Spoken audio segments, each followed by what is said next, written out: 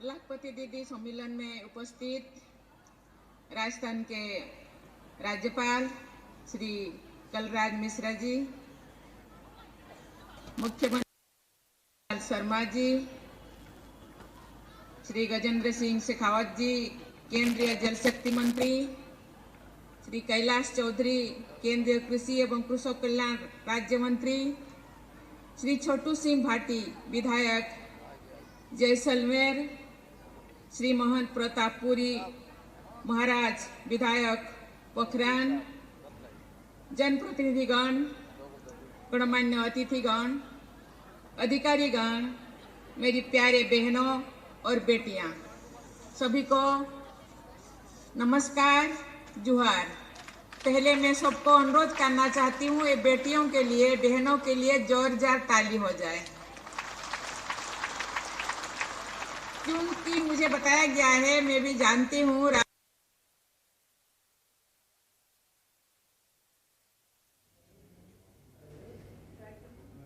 मुख्यमंत्री बनने के बाद मुख्यमंत्री ने मुझे मिलने के लिए आए थे।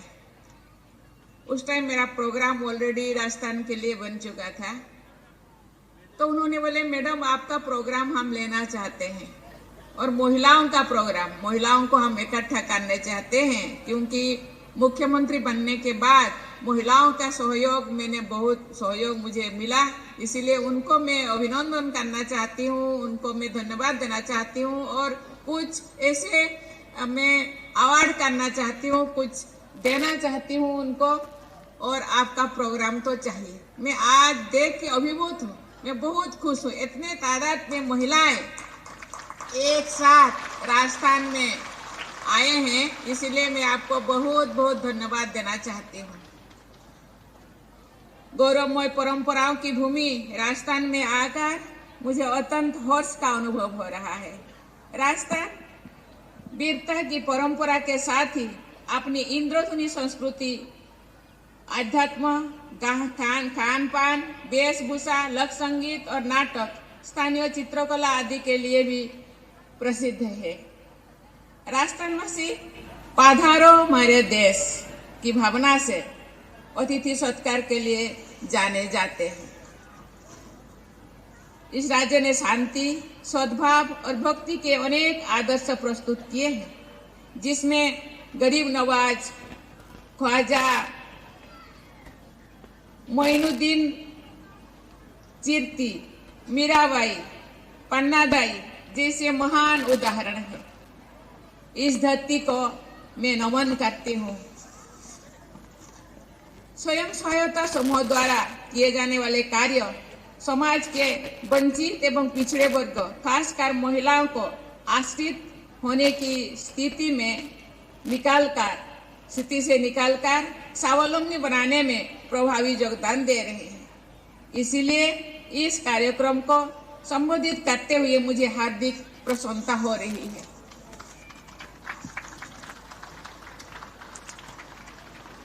देशवासियों का प्रण है कि भारत एक विकसित राष्ट्र के रूप में आजादी की शताब्दी मनाए।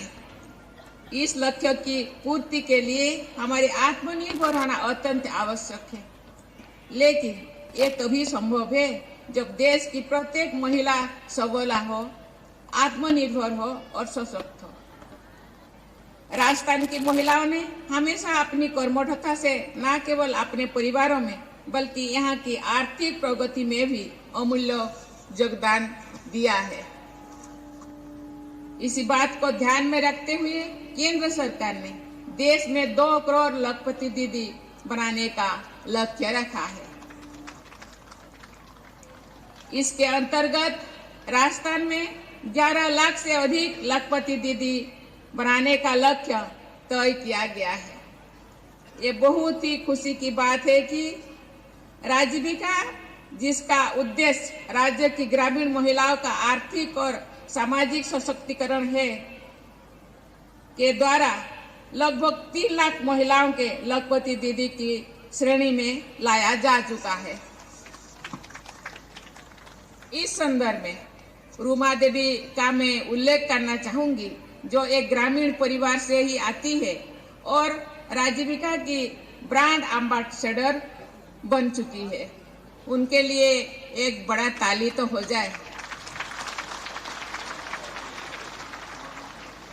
उन्होंने सेल्फ हेल्प ग्रुप्स के माध्यम से अनेक महिलाओं की आगे बढ़ने और स्वावलंबी बनने में मदद की है और अपनी प्रतिभा के बल पर देश का नाम दुनिया में रोशन कर रही है।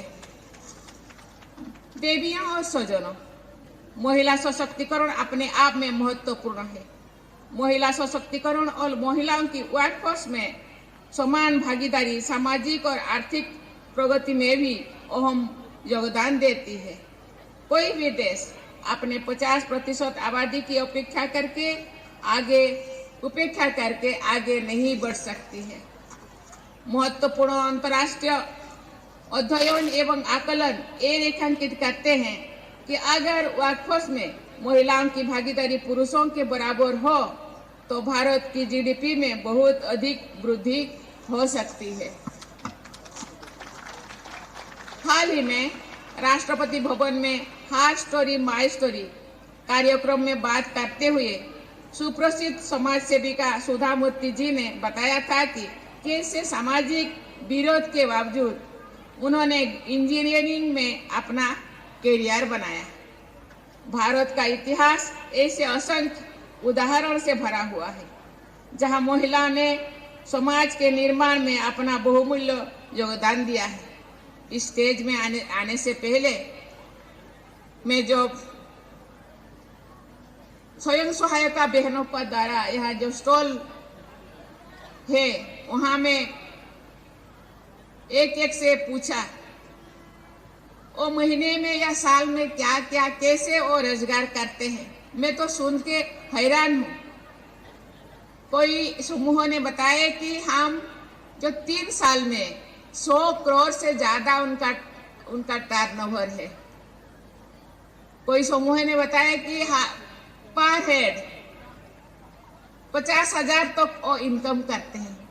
कोई ने बताया ने 15,000, 20,000, 30,000 तक महीने में हम इनकम करते हैं। ये बहुत बड़ी बात है।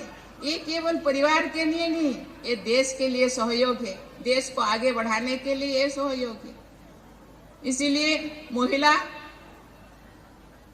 अबोला नहीं है और सबोला है। देश को आगे बढ़ाने के लिए ये इनका योगदान बहुत जरूरी है। इसीलिए माननीय प्रधानमंत्री जी को मैं धन्यवाद देना चाहती हूँ। महिला को आगे बढ़ाने के लिए हर तरीके के सहयोग उन्होंने दे रहे हैं।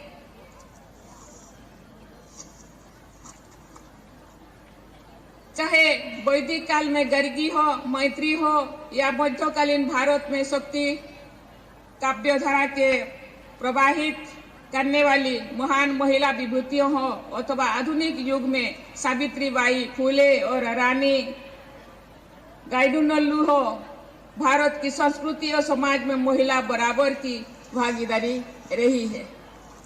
आज देश की महिलाएं इस परंपरा को आगे बढ़ा रही है। मुझे खुशी है कि इस राज्य की गुलाबो सोपेरा जो कोलबेलिया डांस की प्रसिद्ध कलाकार है, उषा चौमार जो समाज सेविका है और राइफल शूटर अवनी लेखरा जो पैरालंपिक में गोल्ड मेडल भी ला चुकी है, उन सभी को पद्म भूषण से सम्मानित किया गया है। मैं उनको बहुत बहुत बधाई देता हूँ। मैं सबको अनुरोध करूँ उनके लिए आप थोड़ा ताली बजाइए। हम उनसे सीख सकते हैं, प्रेरणा ले सकते हैं और उनसे प्रेरणा ले करके आगे बढ़ सकते हैं। मैं आज इला भट्ट जी का भी जिक्र करना चाहूँगी, जिन्होंने सेल्फ एम्प्लॉयड वुमेन एसोसिएशन, जिसको सेवा कहा जाता है, की स्थापना की। आज सेवा के 20 लाख से अधिक सदस्य हैं।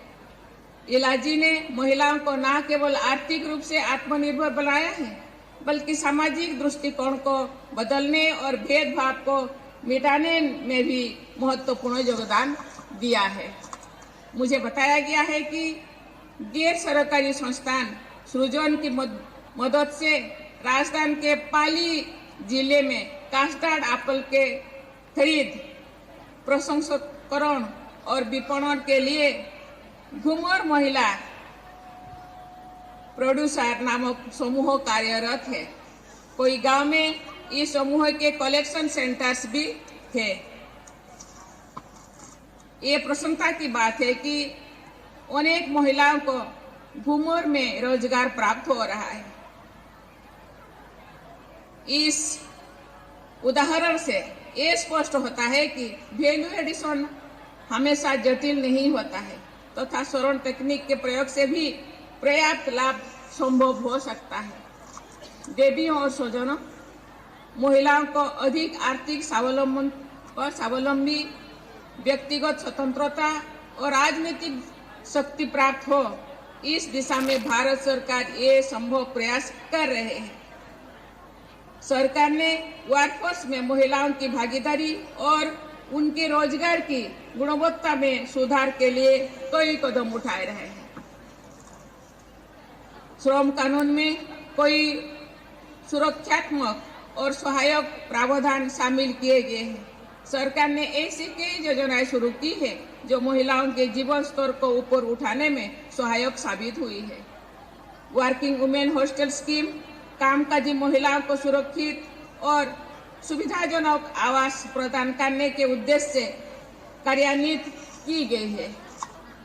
वर्ष 2015 में बेटी बचाओ बेटी पढ़ाओ अभियान शुरू हुआ है, जिसका उद्देश्य चाइल्ड सेक्स रेशियो में गिरावट से संबंधित मुद्दों का समाधान करना है।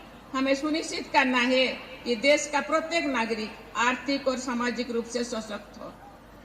इसके लिए आवश्यक है कि जेंडर गैप की खाई को जल्द से जल्द भरा जाए। सरकार ने न केवल महिलाओं के सामाजिक और आर्थिक विकास के लिए कई कदम उठाए हैं, बल्कि राजनीतिक भागीदारी सुनिश्चित करने की दिशा में भी बड़ा कदम उठाया है।